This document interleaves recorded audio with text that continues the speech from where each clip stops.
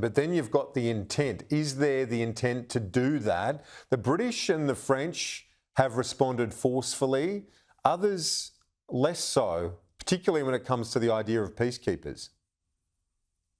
Well, that's right, and this is the problem with Europe. I mean, they don't sing with one voice. They have many voices, and the European Union plus the UK shouldn't be seen as a behemoth. I mean, it's a diversity of countries with a diversity of politics and a diversity of views, and you're seeing that on that issue.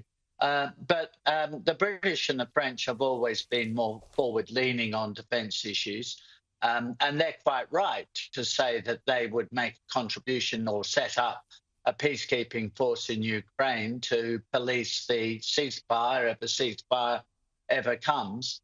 And the Americans, sure, they would provide that with backup if the worst came to the worst. But this is something the Europeans should be able to handle themselves in the main. I mean, after all, Russia isn't a threat to the United States, and it's not a serious threat to Western Europe either. The Russians have nothing like the capacity to invade Germany or Austria or, sweep through to Italy and France. They have no capacity to do that. They haven't even been able to knock over Ukraine. They've been trying for 11 years, actually, not just 3 years. So, and the Americans are right about this, and I think it's a warning to Australia that we need to make a serious contribution to our own defence as well, not just depend on the Americans. Oh, I do want to ask you about that and get you to elaborate on that specifically in a moment. But just on the Americans before we move on from their worldview and strategic approach under Donald Trump, I'm interested to hear what you think on this. Is this an example of Trump moving behind the frontier America sort of worldview? Will he leave China to its own devices in our part of the world, say with Taiwan and so on?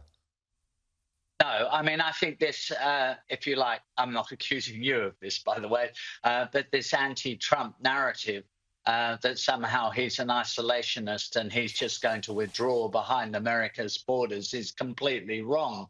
I mean, it didn't happen during his first term, and it won't happen during this term. It's just that when it comes to Ukraine, he thinks that Europe should have the capacity predominantly, not exclusively, to deal with that issue. But the United States has to turn its mind to making sure there is effective deterrence against a resurgent China, and there are problems to sort out in the Middle East. That's the priority. And Europe can't deal with China. It can help, of course, but it can't deal with China. America has to do that with its Asia-Pacific allies. And so that is the way the administration thinks. It's not thinking of isolationism, by the way. That isn't the plan. And when you look to Australia's approach and what we're doing, you said it's a wake-up call. Can you elaborate on that for us? Where do we need to position ourselves right now amid an uncertain future? Well, the Americans would have metaphorically raised an eyebrow when they saw the way we handled that Chinese fleet circumnavigating Australia. I mean, any country with a serious defence force would have monitored that the whole way, would have known all about its activities. I mean, these games go on. You see them in other parts of the world the whole time. They are a test of the capability of a defence force. So, in a sense, we did quite poorly in that test.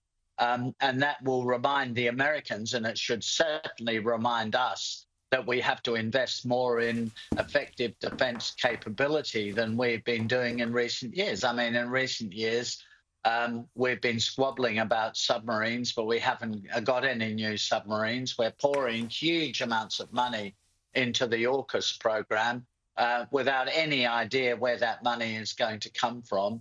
We're not building sufficient advanced defence capability very quickly, which is what we need to do. Australia's longest serving Foreign Minister, Alexander Downer, appreciate your time. Thank you for your insights.